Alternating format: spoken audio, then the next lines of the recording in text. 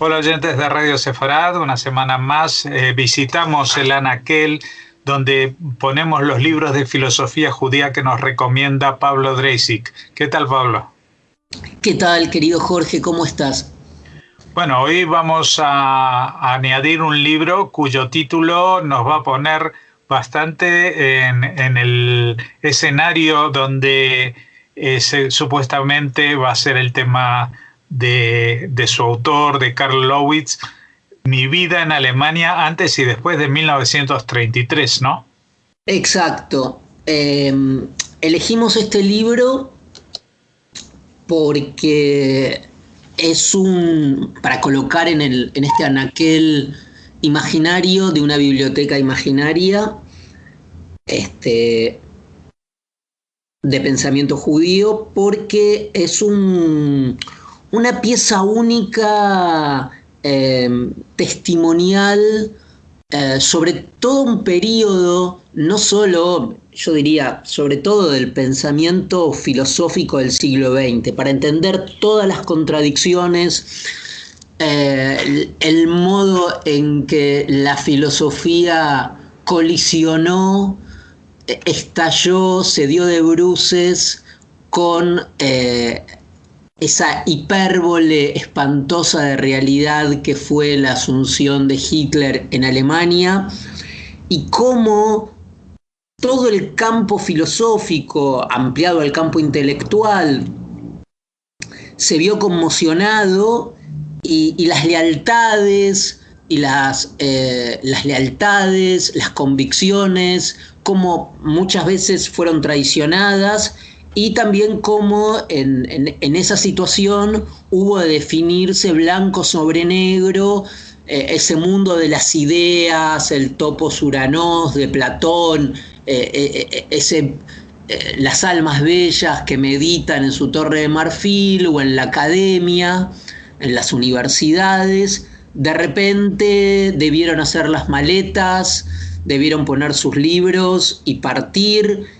Otros fueron deportados, pero también otros se asumieron como rectores en la facultad, como Heidegger, ¿no?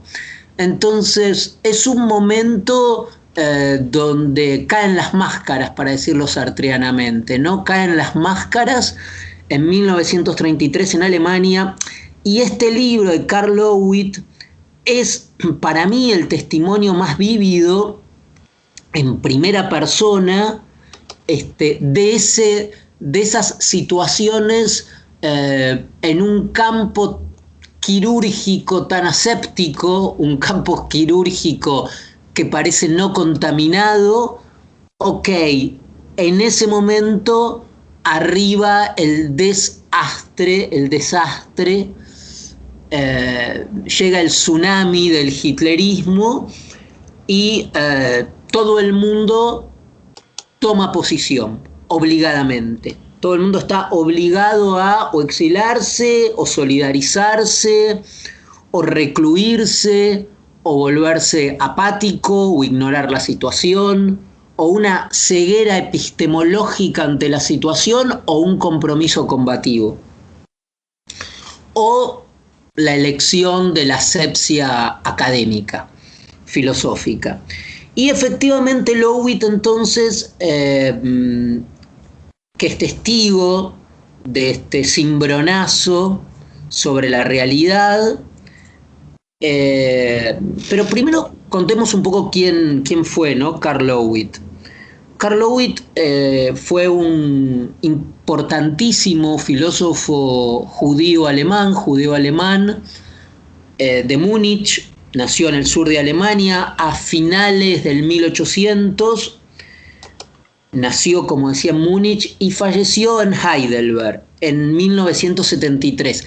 Este dato no es menor porque es de aquellos que volvieron a Alemania después de la guerra y volvieron a dar clases. Esto es un dato que un poco cierra el círculo del cimbronazo de la realidad de lo que hablábamos, ¿no? De la cesura de 1933. De alguna manera es de los que regresan, de los pocos que regresan. y aún de los pocos dentro de los pocos que se reintegran a la vida cultural alemana después de la guerra. Eso es interesante para subrayarlo. Fue un joven de la alta burguesía judía alemana, igual que otro filósofo que se me ocurre ahora, que también pertenecía al mismo corte social y cultural, que fue Kantorowicz. Y esto es un dato interesante, un joven de la burguesía alemana cultivada del sur de Alemania, que no participó de ese espectro de pensadores de la República de Weimar judíos de izquierda. O sea, no encuadraba en la misma clasificación, en la misma taxonomía que, por ejemplo, Walter Benjamin, Bloch, Krakauer, los filósofos de la Escuela de Frankfurt, que de un modo u otro, ¿no? El propio Lukács, que era húngaro pero pertenecía a la misma ecúmene cultural, que de algún modo u otro abrazaron las ideas socialistas. O Landauer, no. Löwit, junto quizás con Kantorowicz, que nombré antes, y junto con Leo Strauss, son de ese sector minoritario en la misma época que los anteriores, que no solo no adhirieron a las ideas socialistas durante la República de Weimar, sino que de alguna manera, en el caso de Karl Löwit más atenuado que en el caso de Kantorowicz y de Strauss, que se opusieron incluso filosóficamente al socialismo, al marxismo y a las ideas socialistas en general. Pero Karl Löwit, digamos que se mantuvo absolutamente alejado de la efervescencia revolucionaria durante esos años. Incluso él, que era de Múnich, donde en 1919 se produjo una revolución socialista que duró muy pocos días, que fue liderada por judíos alemanes en general. Liderada y alentada también, ¿no? Nombramos antes a Landauer, por ejemplo. Y de algún modo el propio Martin Buber, ¿no? Que también abrazó ideas socialistas. Karl Löwit hizo un camino más aséptico, más puramente académico, y en ese sentido se acerca a Husserl, vía Husserl llega a Heidegger, hace el famoso camino Husserl, discípulo de Husserl, discípulo de Heidegger y Freiburgo. Casi el mismo camino que Manuel Levinas. Y en ese sentido reitero esta idea de asepsia, ¿no? que es la nota casi distintiva de Löwit. O sea, alguien que el 33 lo golpea en la cabeza, como él cuenta en este libro del que estamos hablando, En mi vida en Alemania, y le recuerda que es judío, le recuerda todo. Digamos, él lo dice literalmente, es el nazismo el que lo violentamente lo recoloca en su situación subjetiva de judío, para decirlo de alguna manera. Bien, entonces, en este camino todavía aséptico y académico, llega a Freiburg, y ahí realmente comienza una carrera académica brillante, poniéndose bajo el ala de Heidegger, de quien se convierte en su discípulo más importante. Y también luego del 33, pero ya antes del 33, va a ser su gran crítico. Hay un libro, el que quiera leer La ruptura, la crítica una de las críticas aún hoy, además de la crítica de Tugendhat, de otro judío alemán posterior, pero la crítica de Löwit a Heidegger mantiene toda su actualidad y está publicada, creo que la publicó el Fondo de Cultura Económico de México, un libro que se llama Heidegger, pensador de un tiempo indigente. Entonces va a ser el discípulo de Heidegger y también su crítico más agudo. Del mismo modo que va a criticar, y este es el gran rescate de Löwit, va a criticar a otro filósofo alemán, jurista, Carl Schmitt, va a criticar su teoría del decisionismo. Quiere decir que Löwit tiene dos piezas de impugnación y de ataque certera y precisa contra dos pensadores reaccionarios y que adhirieron en algún momento al nazismo, como Heidegger y Schmitt. Sin embargo, y es interesante esto, esta figura de Löwit, que sería la figura del académico aséptico, que la realidad en un momento le mueve el piso y lo obliga de alguna manera,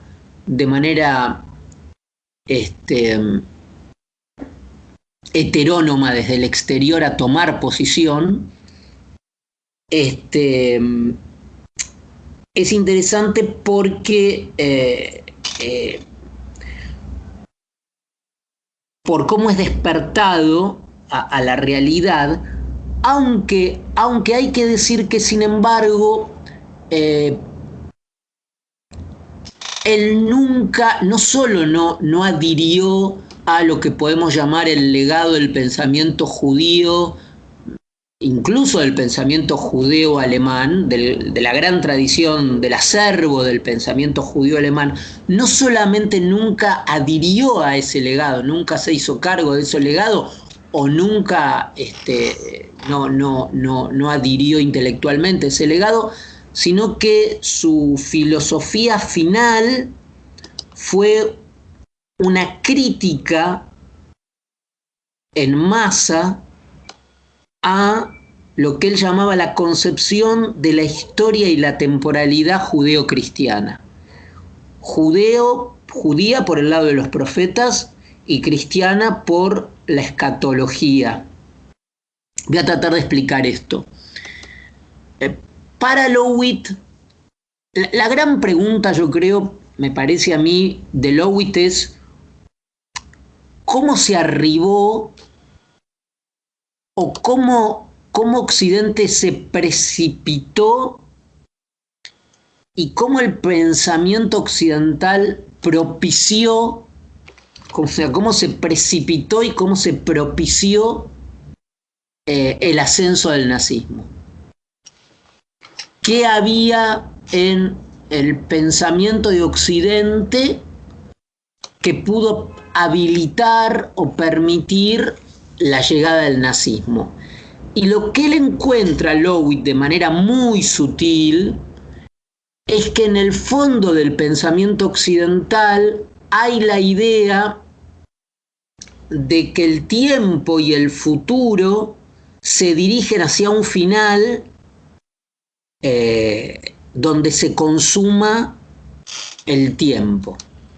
Es decir, un tiempo cumplido, un tiempo final escatológico, que es el tiempo de la salvación. Es un tiempo lineal, que va del comienzo al final, de manera horizontal, lineal. Y esa idea mesiánica, esa idea de salvación final, es lo que habría alimentado no solo el nazismo, por supuesto, sino los fascismos, los totalitarismos. Hoy alguien podría decir los populismos, lo que sea, toda perspectiva que se sostenga en una idea del tiempo y del futuro como salvación y promesa. En ese sentido, Löwit, al final de su vida,